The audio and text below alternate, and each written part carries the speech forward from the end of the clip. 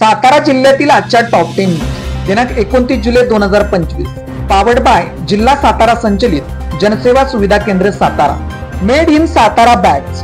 सातारा शहरातील महिलांनी बनवलेल्या उत्तम प्रकारच्या बॅग सातारा गुन्हे शाखेकडून धडक कारवाई करत 23 चोरी दरोड्यातील 52 लाखांचे सोने हस्तगत। सातारा जिल्ह्यामध्ये घडलेल्या 1 दरोडा, 8 चेन स्नॅचिंग, 3 जबरी चोरी, 8 घरफोडी चोरी आणि 3 इतर चोरी अशा एकूण 23 गंभीर गुन्हे करणाऱ्या टोळीला स्थानिक गुन्हे शाखेने जेरबंद केले आहे। या कारवाईत 52 लाख रुपयांचे 52 तोळे सोने हस्तगत करण्यात आले आहे। तसेच गुन्ह्यात वापरलेली 50,000 रुपये किमतीची मोटरसायकल आणि कोयता असा मुद्देमाल पोलिसांकडून जप्त करण्यात आला आहे। सचिन भोसले राहणार फडतरवाडी तालुका जिल्हा सातारा हा त्याच्या साथीदारांसह चोरी करत होता।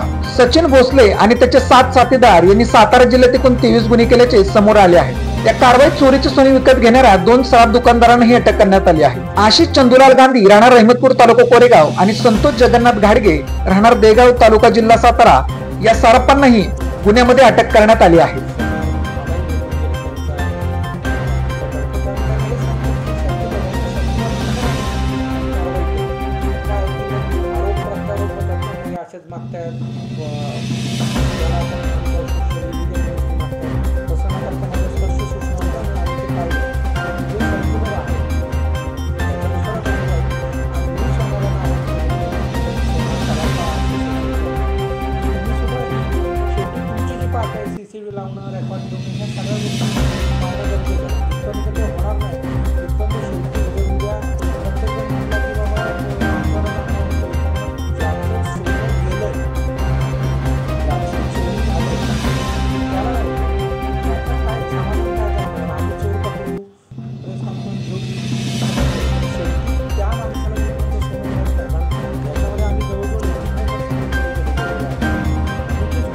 सत्तेची मस्ती उतरवायला रस्त्यावर उतरणार आमदार शशिकांत शिंदे। महाराष्ट्र शिवशाहू फुले आंबेडकर यांच्या विचारांना मानणार आहे। महाविकास आघाडी म्हणून आम्ही सगळे एकत्र येऊ। कार्यकर्त्यांचे माझ्यावर ऋण आहे। विरोधकांना आलेली सत्तेची मस्ती उतरवायलाच आता रस्त्यावर उतरावे लागेल। निवडणुकांची प्रक्रिया बदलली असून ईव्हीएमच्या नावाखाली सगळी वेगळी स्थिती आली आहे, अशी टीका राष्ट्रवादी शरदचंद्र पवार पक्षाचे प्रदेशाध्यक्ष आमदार शशिकांत शिंदे यांनी केली। कोरेगाव येथील शिवरत्न मंगल कार्यालयात कोरेगाव विधानसभा मतदारसंघाच्या वतीने प्रदेशाध्यक्षपदी निवड झाल्याबद्दल आयोजित सत्कार सोहळ्यात ते बोलत होते। यावेळी महाशिवरसचे आमदार उत्तमराव जानकर आणि माजी मंत्री बाळासाहेब पाटील उपस्थित होते। ओला दुष्काळ जाहीर करा, कर्जमाफी द्या, अतिवृष्टीने खरीप हंगाम धोक्यात आल्याने स्वाभिमानी शेतकरी संघटनेची मागणी। कराड तालुक्यात सातत्याने पडणाऱ्या पावसामुळे खरीप हंगाम पूर्णपणे धोक्यात आला असून शेतकऱ्यांना दुबार निधीचे संकट ओढावले आहे। पिकांच्या नुकसानीमुळे शेतकरी आर्थिक गर्तेत सापडला असून सरकारने तातडीने जिल्ह्यात ओला दुष्काळ जाहीर करून सरसकट कर्जमाफी द्यावी, अशी जोरदार मागणी स्वाभिमानी शेतकरी संघटनेचे सातारा जिल्हा उपाध्यक्ष उत्तमराव साळुंखे यांनी केली आहे। निवडणुकीच्या काळात महायुतीच्या सरकारने सरसकट कर्जमाफी करून देऊ असा शब्द राज्यातील जनतेला दिला होता। तसेच दिलेला शब्द माघारी फिरवणार नाही अशी ग्वाही महायुती सरकारने शेतकऱ्यांना दिली होती। त्यानंतर मुख्यमंत्री देवेंद्र फडणवीस यांनी योग्य वेळी कर्जमाफी करून देऊ असे विधान केले आहे। मग आता ती योग्य वेळ आली असून राज्य सरकारने शेतकऱ्यांना सरसकट कर्जमाफी करावी अशी मागणी त्यांनी केली आहे। 180 किलोमीटरचा पल्ला पार करत कुसगाव तालुका वाई येथील ग्रामस्थ खोपोलीत दाखल। मोर्चामधील 18 महिला उपचारासाठी खोपोलीतील रुग्णालयात दाखल। कुसगाव गावातील ग्रामस्थांचा खानविरोधी लॉंग मार्च 11व्या दिवशी खोपोली येथे पोहोचला। मुसळधार पावसातही महिलांनी खांद्यावर खवळ घेत ठामपणे पुढे चालत आंदोलन सुरू ठेवून मागण्या मान्य होईपर्यंत लढा सुरू ठेवण्याचा निर्धार व्यक्त केला आहे। लॉंग मार्च मध्ये सहभागी झालेल्या कुसगाव विहाळी एक्सरे येथील 18 महिलांना आरोग्याच्या तक्रारी जाणवू लागल्या आहेत। काहींना रक्तदाब वाढल्याचा त्रास झाला आहे। त्या सर्व महिलांवर खोपोली शासकीय ग्रामीण रुग्णालयात उपचार सुरू आहेत। महिलांची प्रकृती खालावून प्रशासनाकडून अँब्युलन्स सेवा उपलब्ध करून देण्यात न आल्याचे स्वप्नील गायकवाड यांनी सांगितले। जिल्ह्यातील होमोफिलियाचे रुग्ण उपचारांअभावी वाऱ्यावर। फॅक्टर 8 व 9 औषधांचा तुटवडा। हिमोफिलिया या रक्ताच्या अनुवंशिक आजारावरील उपचार सातारा जिल्हा रुग्णालयातील या आजाराच्या रुग्णांना मिळण्याचे झाले आहे। या आजाराचे जिल्ह्यात 450 रुग्ण आहेत। या आजाराच्या वरील अँटी हिमोफिलिटिक घटक असणारे फॅक्टर 8 व 9 ही औषधे उपलब्ध नसल्याने रुग्ण उपचारांअभावी वाऱ्यावर आहेत। जिल्ह्यात 257 जनावरांना लंपीची बाधा। आतापर्यंत 31 जनावरांचा मृत्यू। सातारा जिल्ह्यात सुमारे 257 जनावरांना लंपीची बाधा झाली असून 31 जनावरांचा मृत्यू झाला आहे। तर बाधित जनावरांवर पशुसंवर्धन विभागामार्फत औषध उपचार करण्यात येत आहेत। जिल्हा प्रशासनाकडून लसीकरण, उपचार व विलगीकरण यासह विविध उपाययोजना राबवण्यात येत आहेत। बाधित जनावरांची संख्या कमी करण्यासाठी पशुसंवर्धन विभाग सतर्क झाला आहे। सातारा जिल्ह्यात 712 बाधित जनावरांपैकी 424 जनावरे पशुधन विभागाच्या उपचारानंतर बरी झाली आहेत। तर 31 जनावरांचा मृत्यू झाला आहे. सध्या 257 जनावरे लंपीने बाधित असून त्यांच्यावर उपचार सुरू आहेत. मानव बिबट्या संघर्ष टाळण्यासाठी सातारा वन विभागाचा पुढाकार. सातारा तालुक्यात कार्यशाळांचे आयोजन. सातारा तालुक्यात मानव आणि बिबट्या यांच्यात वारंवार घडणाऱ्या संघर्षाचे परिणाम टाळण्यासाठी सातारा वन विभागाने पुढाकार घेतला आहे. सातारा वन विभागाचे उपसंरक्षक अमोल सातपुते यांच्या आदेशाप्रमाणे सातारा तालुक्यातील निसर्ग अभ्यासक, वैद्यकीय अधिकारी व स्थानिक ग्रामस्थांच्या समन्वय कार्यशाळा आयोजित करण्याचे निर्धारित करण्यात आले आहे. त्याचाच एक भाग म्हणून भरतगाव येथील काशीळ माने वस्ती येथे अशा पद्धतीची कार्यशाळा नुकतीच संपन्न झाली. दूध उत्पादकांना मिळेना अनुदान. गायीच्या दुधाचे दर घसरल्याने शेतकऱ्यांची आर्थिक कोंडी झाली आहे. सध्या दुधाचे अनुदान शासनाने बंद केले आहे. अनुदान सुरू असताना 35 रुपये प्रति लिटर असलेल्या दुधाचा दर आता 31 रुपयांवर घसरलेला आहे. अनुदान वाटपाचा कालावधी संपून गेला तरी दूध उत्पादक शेतकरी अजूनही अनुदानापासून वंचित आहे.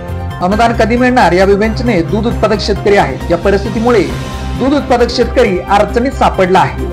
पोस्ट ऑफिसचे व्यवहार 4 ऑगस्ट रोजी राहणार बंद.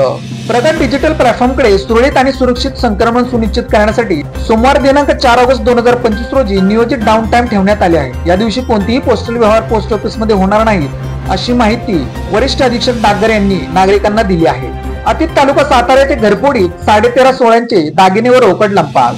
अतीत तालुका सातारा येथील मौला इब्राहिम मुल्ला यांच्या बंद घराचा दरवाजा उघडून कपाटाच्या तिजोरीतून 13.5 तोळ्यांचे सोन्याचे दागिने आणि रोख रक्कम चोरट्याने लंपास केली आहे.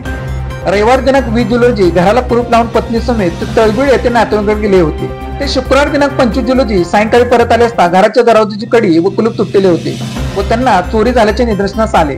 त्यांनी या प्रकारची तक्रार बोरगाव पोलीस ठाण्यात दिली आहे.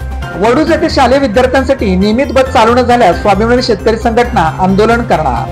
वडूज मधील इयत्ता 5वी ते 12वी पर्यंतचे नियमित वर्ग सुरू झाले आहेत. मात्र ग्रामीण भागातील विद्यार्थ्यांची एसटी बस अभावी गैरसोय होत आहे.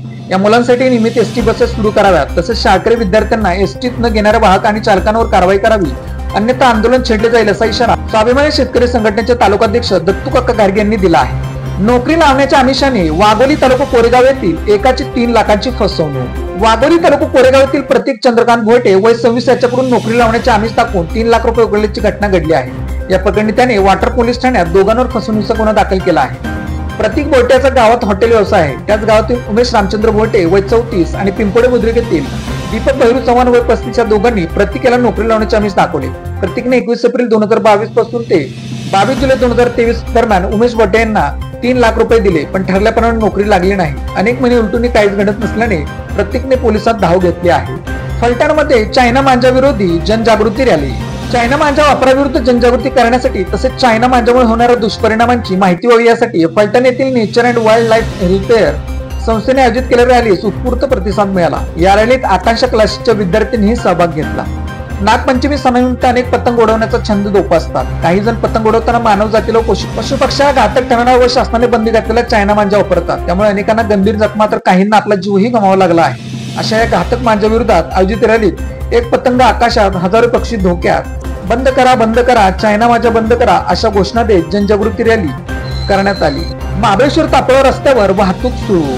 महाबळेश्वर तापळा या मुख्य रस्त्यावर चिखलीशेड परिसरात पडझड झालेल्या ठिकाणी सार्वजनिक बांधकाम विभागाच्या वतीने भराव टाकण्यात आला. त्यानंतर गॅबियन भिंतीचे काम प्रगतीपथावर आहे. 2 दिवसांपूर्वी तापळा रस्त्यावरून एकेरी वाहतूक सुरू करण्यात आली होती. 2 दिवसात भूगर्भ शासनाने या ठिकाणाची पाहणी केली जाणार आहे. तसेच पावसानंतर डांबरीकरण करण्यात येणार असल्याची माहिती बांधकाम विभागाचे अभियंत्यांनी दिली आहे. महाबळेश्वर पाचगणी येथे पावसाळी पर्यटन बहरले.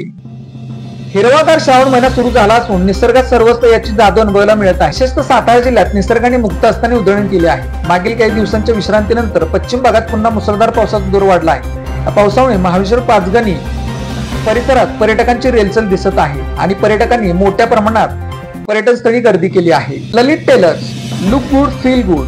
शाळा, कॉलेज, विविध व्यवसाय या ठिकाणी लागणारे जॅकेट बनवून मिळवण्याचे योग्य ठिकाण. पवई नाका, सातारा. अशाच बातम्यांसाठी जिल्हा सातारा या यूट्यूब चॅनेलला सबस्क्राईब करा.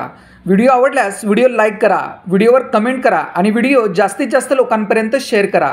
पावसाळ्यात कपडे सुकवण्याची एकदम सोपी पद्धत. Easy dry system. सहज वापरता येणारी, दोरीच्या साहाय्याने वर खाली होणारी, घराच्या बाल्कनीत मोकळ्या जागेत बसवता येणारी. अधिक माहितीसाठी फ्री विजिटसाठी संपर्क 91 56 86 57 91.